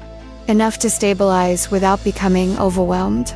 Earning approximately $1,000 a month. After taxes. With rent covered for 3 months. WIC covering formula. SNAP providing $120 in food, and subsidized childcare. Mathematically, it worked. Tight, but it worked. But through all of this process, applications, meetings, phone calls, navigating bureaucracy, Kyle and Anna began to truly talk. Not just about the logistics of fill out this form or show up at this address, but about life, about who they were, what they had survived, what they feared and hoped for. Conversations that happened in stolen moments, in the patrol car when he drove her to meetings with social workers, in the childcare parking lot when he checked on Noah's first day, in cafes where they met to review paperwork and ended up talking for 2 hours. Anna talked about her mother, Patricia, how she had been a good mother despite being alone. Herself, Anna's father had left, so Patricia raised her daughter alone, working as a nurse. She was strong, stronger than me. She worked nights for years so she could be home when I got back from school. And then she got sick, and 6 months later, she was dead. And I was 18 and didn't know how to be an adult on my own. She was talking about Jake, about meeting him when she was at a vulnerable point, just lost my job, feeling alone. And he showed up and was charming and caring and made me feel seen. And I was stupid enough to believe it was real. You weren't stupid, Kyle said. You were human, wanting connection, hoping for love. That's not naivete. It's humanity, hope. And he exploited that. That speaks to his character, not yours. And Kyle shared too, about Melissa, about watching her sister struggle with addiction. And the worst part, I judged. I thought if I just tried harder, if I wanted it enough, I could stop. I didn't understand that addiction is a disease, that willpower alone isn't enough. And then she died and Ethan went to prison, and I carried the guilt of not doing more when I could. That's why you're helping me, Anna said. Not an accusation, just recognition. Partially, Kyle admitted. I'm not going to lie. There's an element of wanting to do right this time, but also because your situation is different. You're not making self-destructive choices. You're doing everything right and the system is failing. And that's an injustice I can actually correct. So yes, motivation is mixed, but the result is the same. You need help. I can give it, so I give it. You don't judge me, Anna said. Amazed, you should. I stole. I broke the law. You made an impossible choice in an impossible situation, Kyle said. That's not who you fundamentally are.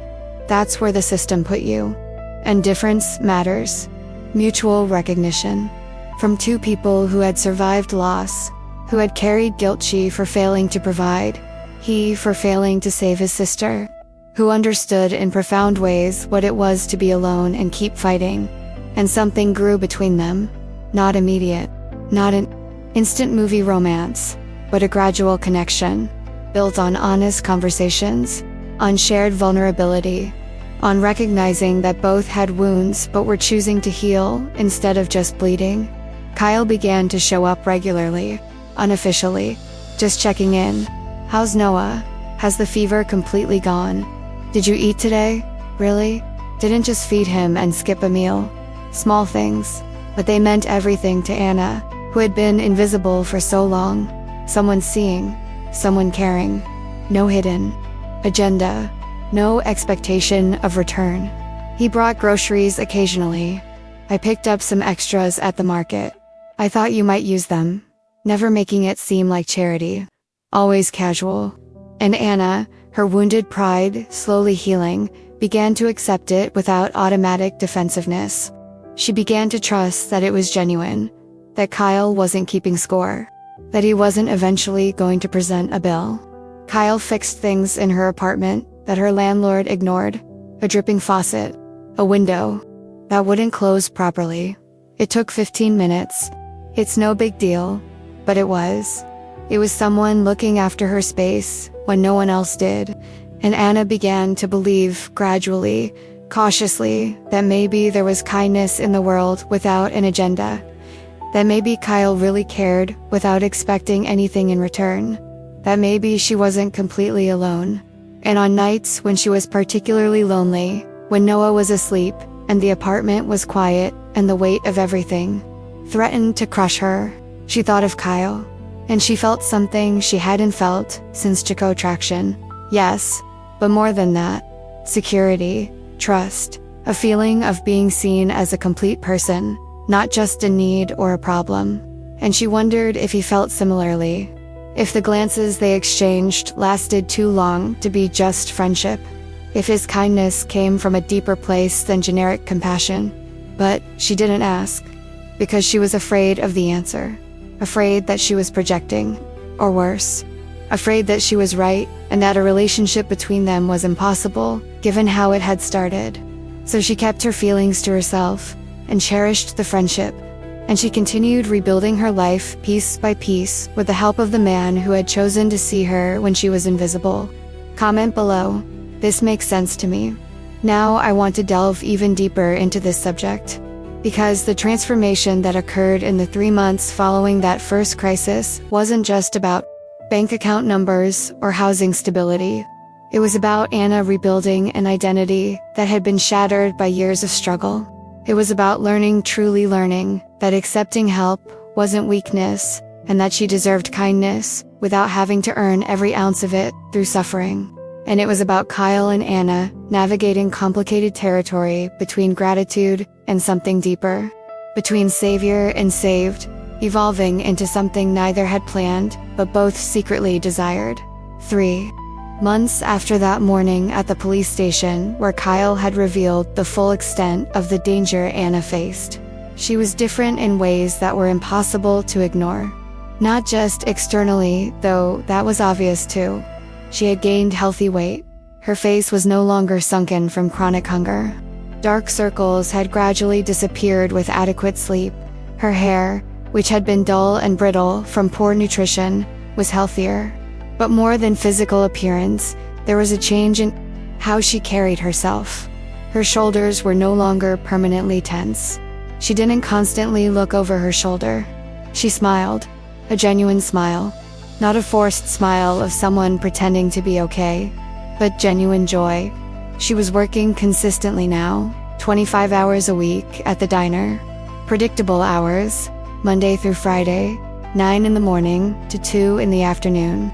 Perfect, because Noah was in childcare from 8 to 5, so there was a buffer, earning approximately $1,000 a month after taxes.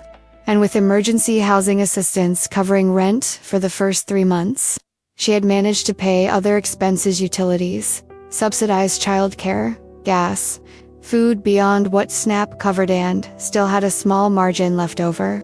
For the first time in literally years, she wasn't constantly in the red. She wasn't choosing between eating and paying the electricity bill. She wasn't waking up in a panic at 3 in the morning, calculating whether she had enough dollars for gas to get to work. Rent was paid on time now. Emergency assistance had covered 3 months, giving her time to stabilize. And when the program ended, she was earning enough to pay $500 a month on her own. Tight still, but manageable. Landlord Carl, who had been so cold during the crisis, was now cordial. Payment on time for 3 months in a row. I appreciate that, Mrs. Reeves. As if he had done her a favor, instead of her having to struggle to overcome a system that had tried to. Crusher Noah was thriving. Childcare at Margaret's Center was excellent. Trained caregivers who truly cared. Age-appropriate, structured activities. Socialization with other babies. And Noah, who had been a nervous and quiet baby, was opening up, smiling more, laughing, reaching developmental milestones, sitting up, starting to crawl, babbling sounds that sounded almost like words. And Anna had even started saving. $50 a month, automatically transferred to the savings account she'd opened with Kyle's help. Not much. It would take years to build a real emergency fund, but it was something. It was a margin between her and disaster that hadn't existed before. It was proof that she wasn't just surviving, she was truly living. Kyle still showed up. Less frequently, now that the acute crisis had passed, not every day like in the first few weeks, but regularly. 2-3 times a week. Always with a casual excuse. I was in the area, thought I'd check on Noah, or I brought pizza. Thought you might not want to cook. Always framing visits as convenience, not charity. Always giving her the dignity of not being a project. And Anna had begun to anticipate his visits. Hearing a knock on the door and feeling something beyond fear, excitement, anticipation. seeing his truck parked outside and feeling relief that he was there, that she wasn't alone. And she wondered if he felt the same way. If he showed up, not just out of kindness, but because he genuinely wanted to see her. But she didn't ask, because she was afraid of the answer. Or worse, afraid that she was right, and that this would irreversibly complicate everything. One night, in June 4 months, after it all began, Anna finally mustered the courage to ask what she had been wondering for weeks. Kyle had come over for dinner. Not unusual now. She cooked nothing elaborate, just pasta or chicken, and they ate together while Noah played on the floor with toys Kyle had brought over the months. After Noah fell asleep, they sat in the small living room. Tea for Anna, coffee for Kyle, even though it was 8 o'clock at night, and a comfortable silence settled in. The kind of silence that only comes when people are genuinely at ease with each other. "Kyle," Anna finally said, "can I ask you something?" "Anything," he replied. "Why did you do all this? And don't give me a standard answer about a sister or a failing system. I really want to know. Why did you, a man who didn't know me, who had zero obligation, decide to change your entire life to help me? Why?" Kyle was quiet for a long moment, staring at his coffee cup, choosing his words carefully. "Because I could," he finally said. "And because the system fails people like you every day. Good people. Hard-working people. People who do everything right and still sink. And someone has to fill the gap between what the system promises and what it actually delivers." "It was more than that," Anna pressed. "At least for me it was. You didn't just fill the gap. You saw me when I was completely invisible. You treated me like a human being, deserving of dignity, when you had every legal right to treat me like a criminal. Why? What made you look at me and see a person instead of just a case?" "Because you're a person," Kyle said, looking at her now, directly. "Human. Complex. More than her worst moment. And you deserved a chance.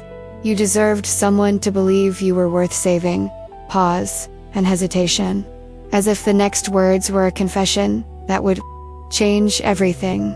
"And because the more time I spent with you, the more I realized I wasn't just helping because it was right. I was helping because I cared. Personally. And I fell in love with the way you fight, even when it seems impossible. With the way you love Noah, with every fiber of your being. With the strength you have even when you think you have none. With who you fundamentally are, not despite the struggle, but because of it." Anna felt her breath catch in her throat. You're in love with me," as if she couldn't process it. "Yes," Kyle said, simple. No elaboration, just the truth. "For weeks, maybe months. Hard to say exactly when it happened. But yes, completely. Me too," Anna whispered, tears welling up. "But I was so afraid to say it. Because you saved me. And how do I distinguish gratitude from real love? How do I know I'm not just confusing one with the other?" "You know," Kyle said gently. "Because gratitude doesn't make you wake up thinking about someone. It doesn't make your heart race when you hear a knock on the door. It doesn't make you want to share every little victory and every little struggle. That's love. And I know the difference. And I know how I feel. But I'm afraid," Anna admitted, "that you'll eventually see all the mess I am. That I'm not educated or sophisticated. That I have a baby and baggage and a history of making bad choices. That you'll realize you can do better.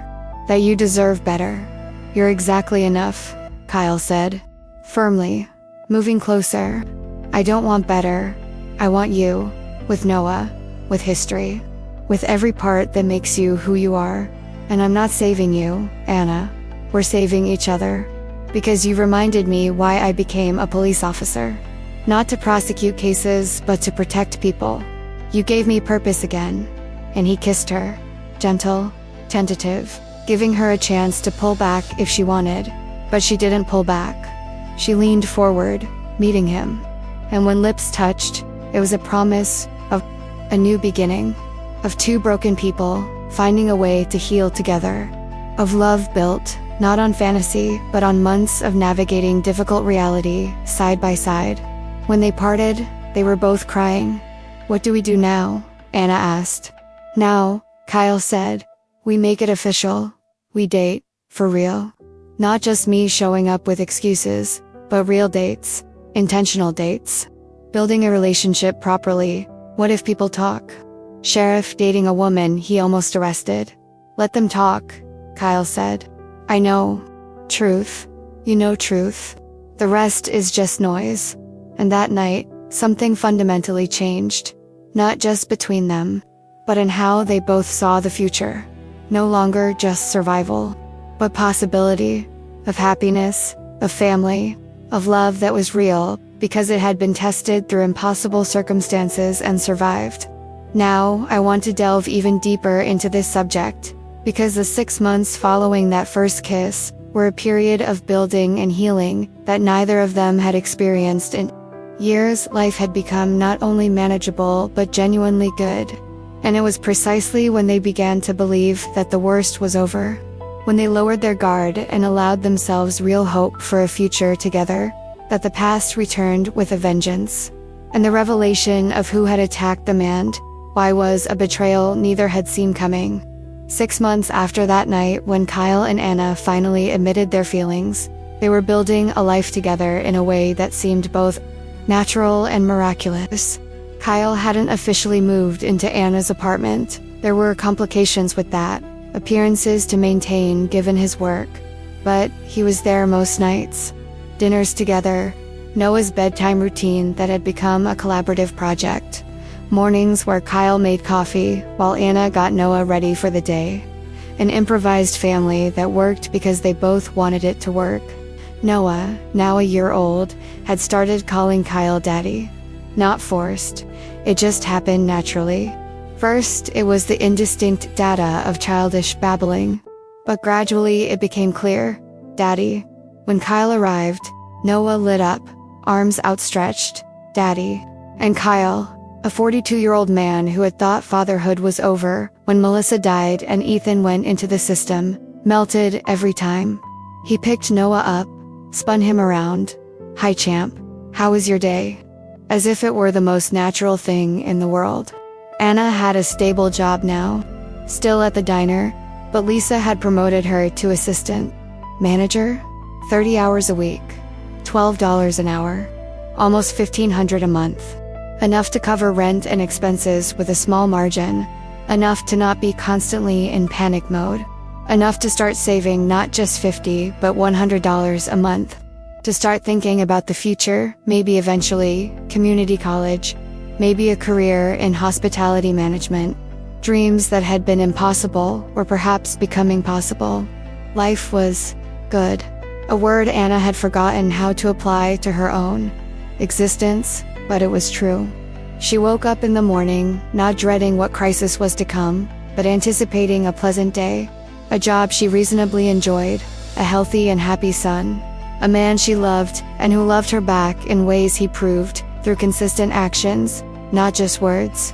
Family dinners, laughter, weekend plans, the park, the zoo, simple things families did. Normalcy, which had been an unattainable luxury, was now her life, and she didn't take it for granted for a second. And then, on a Tuesday in August, 10 months after it all began, an envelope arrived. Registered mail. Anna was at home with Noah, day off. Kyle was at work. The mailman knocked. She signed without thinking much. She picked up a thick envelope, official logo in the upper corner, County Department of Social Services. Her stomach immediately dropped, because nothing good ever came in a social services envelope, especially not registered mail. She opened it with hands that began to tremble even before reading the first word. And she read. And she felt the whole world stop. Child Welfare Investigation Notification.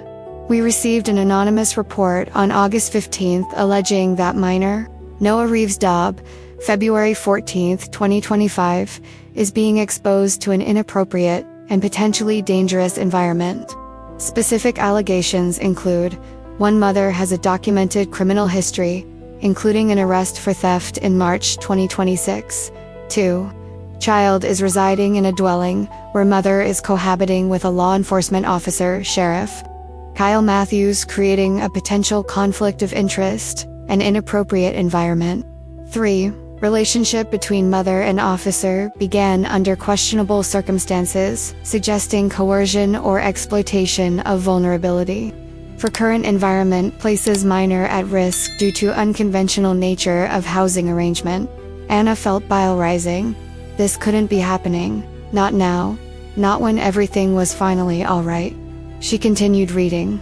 Based on the seriousness of the allegations, a full investigation has been initiated. Social worker Cynthia Rodriguez will be assigned to the case and will make an initial visit to the residence within 48 hours. The mother is required to be present during the visit.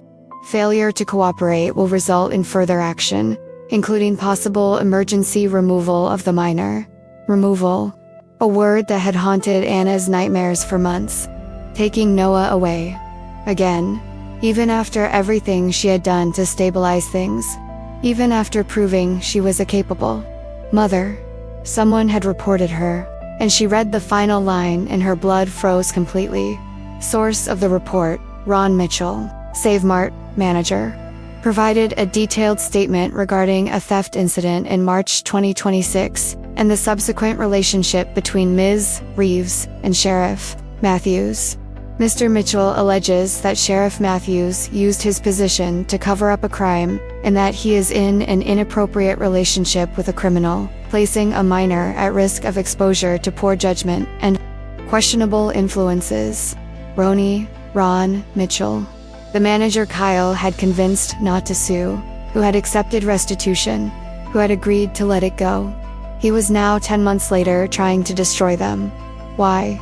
Revenge for being pressured not to sue. A principle you never let go of.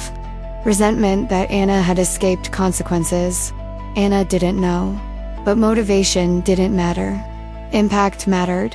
And impact was that social services was coming, in 48 hours, to investigate whether Noah should be removed. Anna picked up the phone, her hands trembling so violently she almost dropped it. She called Kyle. He answered on the second ring. Hey, love. Everything, Kyle. Her voice breaking immediately. You need to come home now, please. A tone that allowed no argument. I'm coming. 10 minutes. What happened? Social services. Ron, he reported it to us. They're coming to investigate, in 2 days. And Kyle, they're questioning you. Saying you used your position. That the relationship is inappropriate, and they might take Noah away. Silence on the line. Then, they won't. I won't let them. Hold on tight. I'm coming. And he hung up. Anna sat on the living room floor, holding the letter. Noah playing oblivious meters away. And she processed it. Ron had waited. For months. Observing. Gathering information. And then he attacked. Not just Anna, but Kyle too. Claiming that Kyle had abused his position. That he had covered up a crime. That the relationship was based on coercion or exploitation. All allegations that, if proven, would destroy Kyle's career and remove Noah from Anna. And the worst part, there was enough truth mixed with lies to make it dangerous. Anna had stolen fact. Kyle had helped her, instead of arresting her a fact. They were now in a relationship fact. That context made all of this completely different. That every decision had been made for the right reasons. That the family they had built was based on genuine love. Not coercion. All of that was true too. But truth was complicated. And social services didn't always have the time or inclination to navigate complication. Sometimes they simply saw red flags, criminal history, unconventional relationship. Law enforcement officer involved and acted to protect the child, even if the child didn't need protection. Kyle arrived in 9 minutes. He entered through the door Anna had left unlocked. He found her still on the floor. He picked up the letter. He read it. And he saw anger cross his face. Not explosive anger, but cold, controlled, dangerous. Ron, he said. Not a question, a statement. He waited, gathered information, and attacked when he thought he would have maximum impact. What do we do? Anna asked. They're coming Thursday. In 2 days. And Kyle, they're attacking you too. Saying you abused your position. This could destroy you. Let them try, Kyle said. I did everything correctly. I documented everything. Every program I connected you to was legitimate. Every resource was appropriate. And our relationship began months after the initial crisis. There's a clear timeline, but Ron is saying you covered up a crime, that you didn't arrest me when you should have, because I used the discretion any officer has.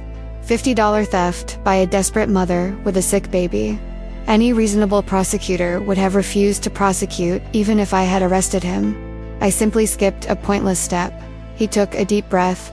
Anna, listen. Ron is trying to destroy us, but he chose wrong. Because we have truth on our side, and we're going to fight this together. And if that's not enough, what if they take Noah while they investigate? Real fear in her voice. Then I'll use every connection I have, every favor owed, every bit of political capital accumulated in 15 years, and I'll bring him back. I promise. Anna looked at him and realized that the man who had saved her in March was now being attacked for doing exactly that. Ron hadn't just waited to destroy Anna. He'd waited until Kyle was vulnerable, until their relationship was public enough to be used as a weapon. And he was betting that social services would see not a functioning family, but a conflict of interest that justified intervention. And if Ron won, Anna would lose Noah, Kyle would lose his career. And the family they had so carefully built through months of hard work would be destroyed not by their own failings but by the revenge of a man who never let go. Now I want to delve even deeper into this subject, because what happened in the 48 hours following that devastating letter wasn't the collapse Ron probably expected. It was mobilization.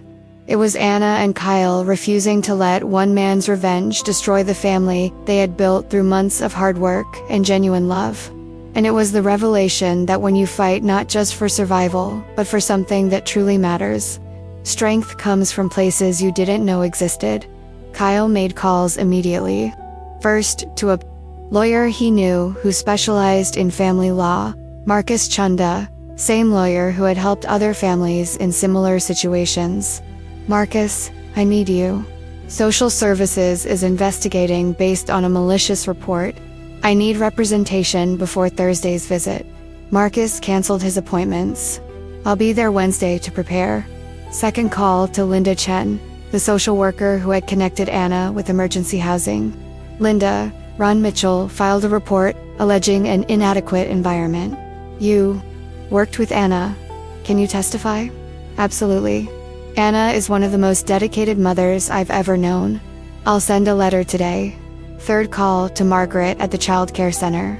Margaret, we need documentation showing that Noah is thriving. Developmental records, behavioral observations, everything. I'll prepare everything today. And Kyle, Anna is an exceptional mother. Noah is flourishing. Anyone with eyes can see it. Call after call, building the case. Not just defending, but proving. With concrete evidence that Noah was not only safe, but truly thriving. Kyle documented everything timeline of assistance he provided, legitimate resources used, months between the initial crisis and the beginning of the romantic relationship. He showed that he hadn't abused his position, but used appropriate connections to help a citizen in need, as any community officer should. Meanwhile, Anna prepared the apartment.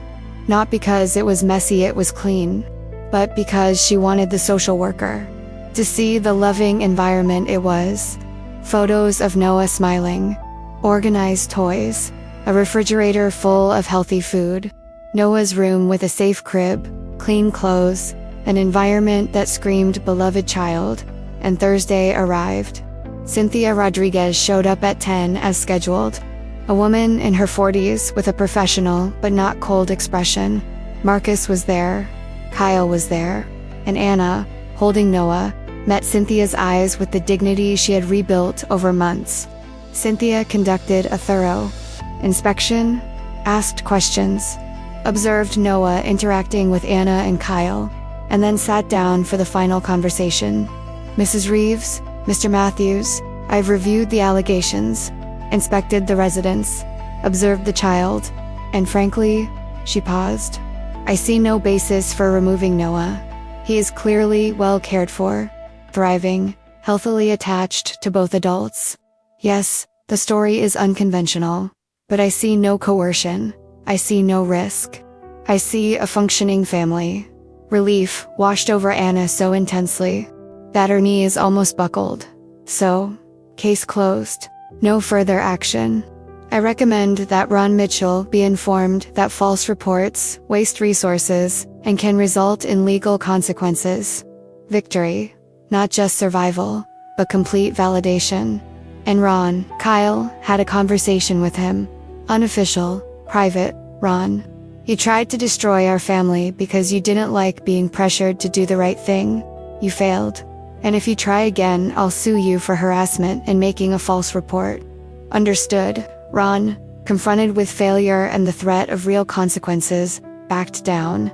It's over, he muttered. And it was. Anna and Kyle continued building. 6 months after that scare, Kyle proposed. A simple ring. Marry me. Officially. Forever. Anna said yes, without hesitation. They married in a small ceremony. Noah as ring bearer. And they began life as a legally recognized family. Not perfect, but real, built through crisis, strengthened by every challenge overcome together. Look, if you've made it this far with me, if you've felt every moment of this journey with Anna, with Kyle, with Noah, you know that this story is about much more than robbery or social services or romance. It's about what happens when the system fails so completely that a good person is forced to choose between crime and watching their child suffer. It's about the impact of a person choosing to see humanity instead of just prosecuting a case. It's about love built not on fantasy but on months of navigating an impossible reality side by side. And it's about the devastating truth that even when you do everything right, there are still people who will try to destroy you simply because they can. If this kind of story resonates with you, if you want to continue following narratives about people refusing to be broken by unjust systems, about love proven through actions, not words, about protection that comes when someone chooses to truly see you, then subscribing here is the way to continue. Walking with me on this journey. Because there are thousands of Annas fighting silently. Thousands of situations where the choice between right and wrong isn't clear. And telling these stories, making people understand that poverty isn't a moral failing but a systemic failing, is how we change things. And I need to know, are you with Anna? Are you with Kyle, who risked everything to do the right thing? Do you believe the system needs to change to stop punishing people for being poor? Then comment below. I'm with you until the end. Let me see how many people truly understand that genuine kindness, the kind Kyle showed, is rare and precious, and should be celebrated, not punished. That families come in all shapes and sizes, and that love is what matters, not how it started. If this touched you in any way, at any point you felt Anna's despair at not having $12 for medicine, if you felt terror at losing your son because of poverty, if you felt hope when Kyle chose to help instead of punish, if you felt anger when Ron tried to destroy the family for petty revenge, if you felt relief when justice finally prevailed, leave a like so I know. Because stories like this need to be told, truths need to be acknowledged, and the more people understand that the system is broken and needs fixing, the closer we get to real change. And there's a video here that continues in the same vein. Another story of a mother fighting against the impossible, of a sheriff witnessing injustice and choosing to intervene, of a family being built through crisis, about protection that is real, not performative, about love that survives tests that would destroy weaker relationships, about what happens when a person decides that humanity matters more than protocol. Click and follow me there. Because journeys like this never truly end. There are always more stories, more people needing to be seen, more reasons to believe that goodness still exists, even when the system tries to crush it. And I want you with me for all of them.